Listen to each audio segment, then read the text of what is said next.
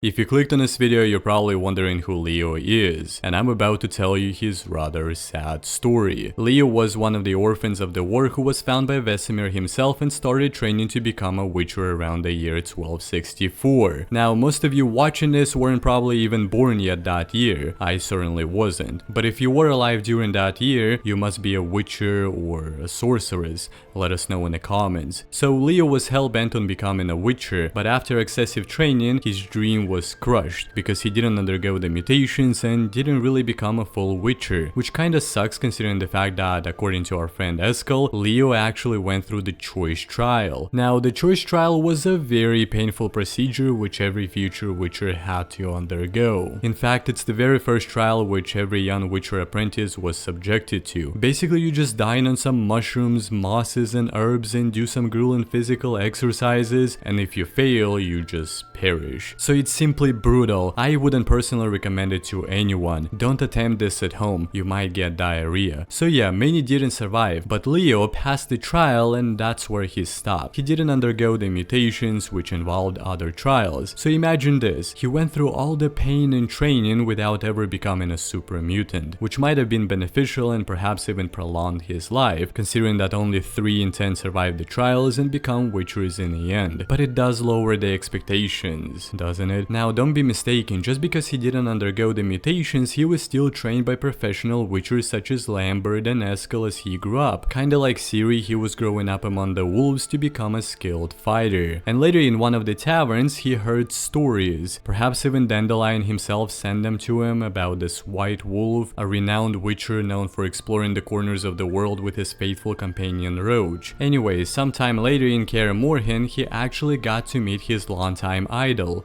Roach, and Geralt, of course, after the latter returned to Kaer Morhen for a visit and a little herbal tea with his buds, which was probably more than just drinking tea. So Geralt and Leo caught up on things and engaged in a pleasant conversation, but then Kaer Morhen suddenly got attacked by the Salamandra, a criminal organization that was seeking to harness the Witcher's secrets.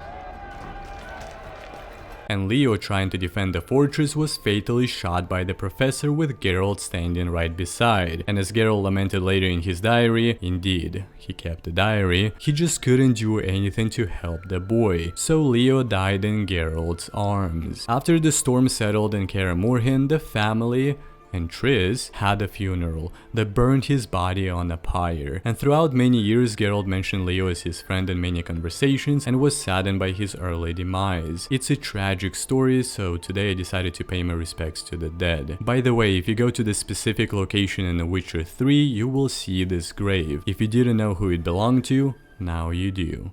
Leo's grave. A senseless death could have been avoided.